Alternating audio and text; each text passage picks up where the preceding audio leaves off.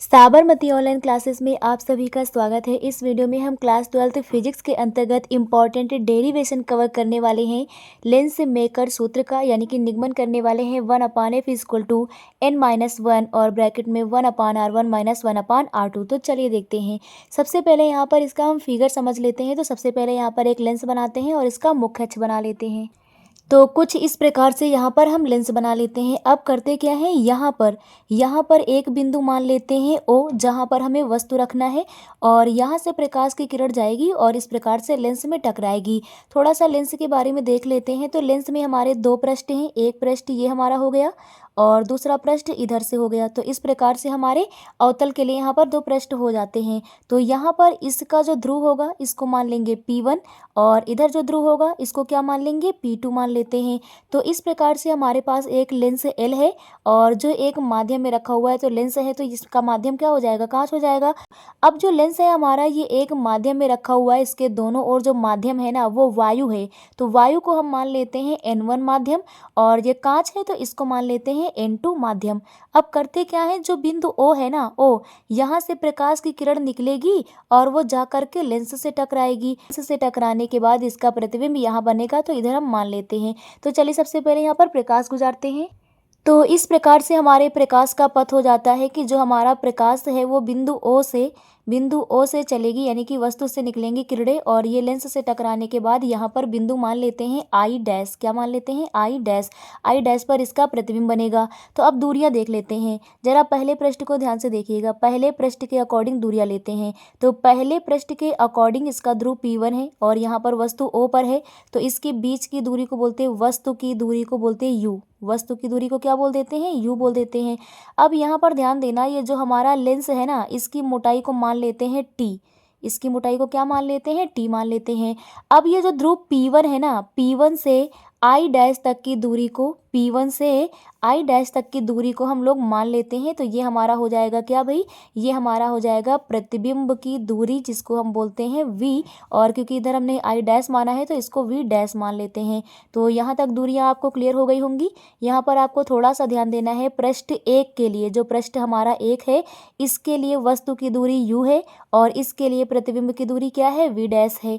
अब होगा क्या, सेकंड पृष्ठ को क्या लगेगा भाई, इधर वाला आप भूल जाइए। तो सेकंड पृष्ठ को क्या लगेगा कि जो आई डैश है ना, आई डैश, ये उसके लिए प्रतिबिंब का काम थोड़ी करेगा, उसके लिए ये काम करेगा वस्तु का। तो यहाँ से जो प्रकाश की किरणें जाएंगी ये सेकंड पृष्ठ से क्या हो जाएंगी, अपवर्तित हो जाएंगी और यहाँ पर इसका प्रतिबिंब बनेगा हमारा आई पर मान लेते हैं कि बिंदु आई पर बनता है। तो फर्स्ट पृष्ठ के लिए हमने देख लिया कि वस्तु U है और प्रतिबिंब V डैश है। सेकंड पृष्ठ के लिए अब देखते हैं। अगर हम सेकंड पृष्ठ के लिए, सेकंड पृष्ठ हमारा यहाँ से P2 से है, तो सेकंड पृष्ठ के लिए अगर हम कह रहे हैं आई डैश वस्तु का काम करेगा, तो यहाँ तक की जो दूरी होगी ना, यहाँ से लेकर यहाँ तक की, ये वस्तु की दूरी हो जाएगी। तो ये कितनी होगी, ये निकाल लेते हैं। देखिए यहाँ पर टोटल दूरी V डैश है और यहाँ पर लेंस के अंदर जो मोटाई है वो T है। तो अगर हम पूरा V डैश में से ये T मोटाई हटा दें तो हमें P2 से I डैश तक की दूरी मिल जाएगी। तो यहाँ पर हो जाएगा ये V डैश माइनस T, ये हमारी वस्तु की स्थिति हो गई। और प्रतिबिंब यहाँ पर है तो प्रतिबिंब की स्थिति को हम लोग मान लेंगे V। क्या मान लेंगे, V मान लेंगे। I डैश था तो यहाँ पर हमने V डैश माना था फर्स्ट वाले के लिए। सेकंड पृष्ठ के लिए प्रतिबिंब हमारा I है तो यहाँ पर हम प्रतिबिंब की स्थिति यानी कि दूरी क्या मान लेंगे, V मान लेंगे। तो इस प्रकार से फिगर हमारा कंप्लीट हो जाता है। तो सबसे पहले यहाँ पर हम लिखते हैं कि माना कोई लेंस हमारे पास है जो एक ऐसे माध्यम में रखा हुआ है जिसके दोनों ओर क्या हुआ है, अपवर्तनांक जो है वो N1 है और जो लेंस है इसका अपवर्तनांक क्या है, N2 है। तो वो यहाँ पर लिखते हैं। तो यहाँ पर हम लिखते हैं कि माना कोई लेंस है हमारा L जिसके दोनों ओर अपवर्तनांक क्या है, N1 है और साथ ही साथ जो लेंस है इसका अपवर्तनांक क्या मान लेते हैं हम लोग, N2 मान लेते हैं। इसके बाद यहाँ पर बताते हैं कि माना जो लेंस है ना इसके दोनों पृष्ठों की वक्रता त्रिज्याएं क्रमशः क्या मान लिया हमने, वक्रता त्रिज्या R1 व R2 मान लिया तब। तो अब एक यहाँ पर हम फार्मूला लगाने वाले हैं।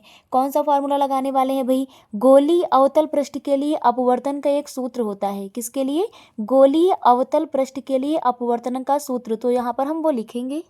तो गोलीय अवतल पृष्ठ के लिए अपवर्तनांक का सूत्र होता है जब हमारा प्रकाश विरल से सघन में जा रहा हो। और यहाँ पर हमारा प्रकाश कहाँ से जा रहा है भाई, हवा से कांच में जा रहा है, यानी विरल माध्यम से सघन में जा रहा है। तो यहाँ पर इसके लिए अपवर्तनांक का सूत्र लग जाएगा। तो यहाँ पर सूत्र होता क्या है, गोलीय अवतल पृष्ठ के लिए जो अपवर्तनांक का सूत्र होता है वो होता है N2/V minus N1/U is equal to N2 minus N1/R। तो ये हमारा फार्मूला होता है अवतल पृष्ठ के लिए अपवर्तनांक का, जब प्रकाश कहाँ से जा रहा होगा भाई, विरल से जा रहा होगा। कहाँ पर, विरल से जा रहा होगा सघन में, विरल से सघन में। अगर ये सघन से विरल में जाएगा ना तो यहाँ पर N1 और N2 का मान चेंज हो जाएगा। तो चलिए अपने दोनों पृष्ठ के लिए लिखते हैं। सबसे पहले प्रथम पृष्ठ के लिए, किसके लिए भाई, प्रथम पृष्ठ के लिए। तो जो हमारा पहला पृष्ठ है इसके लिए लिखते हैं भाई। प्रथम पृष्ठ के लिए क्या हो जाएगा, प्रथम पृष्ठ में हमारा जो प्रकाश है वो विरल माध्यम से यानी कि हवा से सघन माध्यम यानी कि कांच में जा रहा है। तो N2 की जगह N2 ही रहेगा, N1 की जगह N1 ही रहेगा। तो चलिए यहाँ पर लिखते हैं। तो यहाँ पर हो गया N2/V। क्या है भाई, V है प्रतिबिंब की स्थिति। तो पहले पृष्ठ के लिए हमारा वस्तु की स्थिति U है और प्रतिबिंब की स्थिति क्या है, V डैश है। तो प्रतिबिंब की स्थिति के लिए यहाँ पर हम क्या लिखेंगे, V डैश लिख देंगे, माइनस लगाएंगे, N1 लिखेंगे अपॉन U। U क्या है, वस्तु की स्थिति। तो वस्तु की स्थिति हमारी U है पहले पृष्ठ के लिए, तो ये हमारा U ही रहेगा। इज इक्वल टू हो जाएगा N2 माइनस N1 अपॉन यहाँ पर वक्रता त्रिज्या। तो पहले पृष्ठ के लिए जो वक्रता त्रिज्या है वो R1 है, तो यहाँ पर R1 रख देंगे और इस प्रकार से हमें इक्वेशन नंबर 1 मिल जाता है। तो यहाँ तक आपको क्लियर हो रहा होगा। इसी प्रकार से हम द्वितीय पृष्ठ के लिए लिख लेते हैं। क्या लिखेंगे भाई, द्वितीय पृष्ठ के लिए। तो द्वितीय पृष्ठ के लिए क्या हो जाएगा, द्वितीय पृष्ठ में ज़रा देखें हम यहाँ पर ध्यान से। तो द्वितीय पृष्ठ में जो प्रकाश है ना हमारा वो जाएगा सघन से विरल में। कहाँ पर जाएगा भाई, सघन से विरल में जाएगा। यहाँ पर जो प्रकाश है ना वो आगे कांच से कहाँ जाएगा, कांच से जाएगा वायु में। तो इस प्रकार से यहाँ पर N1 की जगह N2 हो जाएगा और N2 की जगह N1 हो जाएगा। तो यहाँ पर N1 हो जाएगा अपॉन नीचे यहाँ पर हमें क्या रखना था भाई, यहाँ पर प्रतिबिंब की स्थिति। तो प्रतिबिंब देख लेते हैं सेकंड पृष्ठ के लिए। सेकंड पृष्ठ के लिए जो प्रतिबिंब है वो V है और वस्तु क्या है, वस्तु हमारा हो गया है V डैश माइनस T। तो यहाँ पर हम पुट करने वाले हैं। तो प्रतिबिंब के लिए नीचे क्या पुट करेंगे, V पुट कर देंगे, माइनस यहाँ पर N1 की जगह पर क्या हो जाएगा भाई, यहाँ N2 हो जाएगा। पृष्ठ यहाँ पर अपवर्तनांक चेंज हो जाएगा नीचे। इसके बाद हमें क्या रखना है भाई, वस्तु की स्थिति। तो वस्तु यहाँ पर कहाँ है भाई, V डैश माइनस T पर है। इज इक्वल टू हो जाएगा, यहाँ पर चेंज हो जाएगा, क्या हो जाएगा भाई, यहाँ पर N1 माइनस N2 हो जाएगा। और नीचे वक्रता त्रिज्या रखनी है तो वक्रता त्रिज्या हमारा R2 हो जाएगा। यहाँ तक आप लोगों को क्लियर हो गया होगा। अब इसके बाद यहाँ पर लिखते हैं कि यदि लेंस बहुत पतला हो, यहाँ पर कंडीशन लगा देते हैं, शर्त लगा देते हैं भाई। क्या लगा देते हैं, लेंस बहुत पतला हो, लेंस बहुत पतला हो तो क्या हो जाएगा। तो अगर लेंस बहुत पतला है तब भाई हो जाएगा जो हमारा V डैश माइनस T है ना, T बहुत कम ना के बराबर, तो ये नियरली इक्वल हो जाएगा किसके, ये V डैश के हो जाएगा। तो जहाँ पर V डैश माइनस T है इसकी जगह पर भी हम क्या पुट कर लेंगे भाई, V डैश पुट करेंगे। तो यहाँ से हमारा हो जाएगा N1 upon V minus N2 upon ये V डैश हो जाएगा, T लगभग नगण्य हो गया ना के बराबर, is equal to N1 minus N2 upon हो जाएगा R2। तो इस प्रकार से इसे हम मान लेंगे इक्वेशन सेकेंड। तो इक्वेशन 1 और सेकंड हमारा दोनों प्राप्त हो जाता है, ये प्रथम पृष्ठ से और ये सेकंड पृष्ठ से। अब इन दोनों पृष्ठों को हम जोड़ेंगे यहाँ पर। तो यहाँ पर हम लिखते हैं जो समीकरण 1 है और समीकरण 2 है इसको जोड़ना है हमें।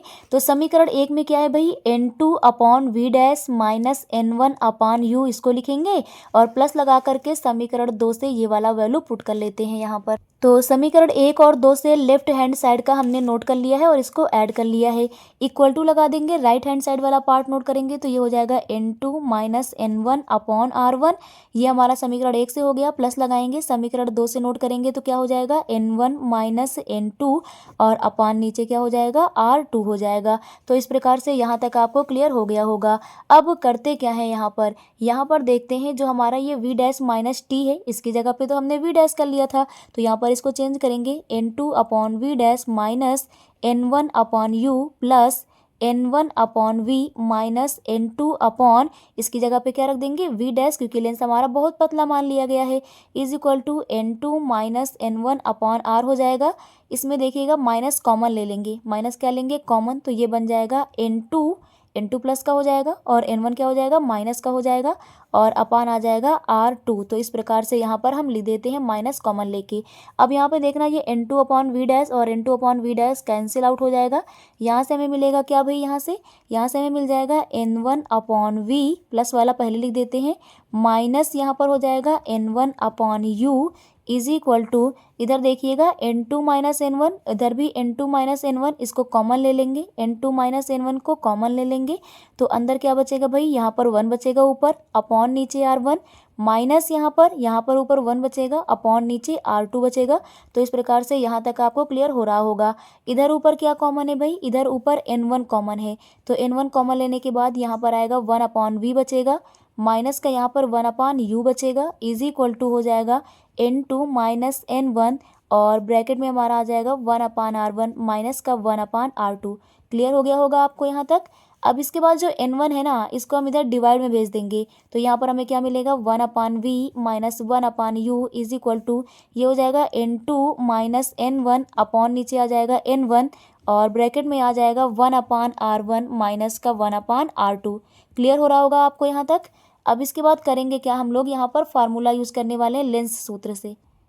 लेंस के लिए, किसके लिए भाई, लेंस के लिए क्या होता है, लेंस के लिए 1 upon f is equal to 1 upon v minus 1 upon u, ये लेंस का फार्मूला है हमारा।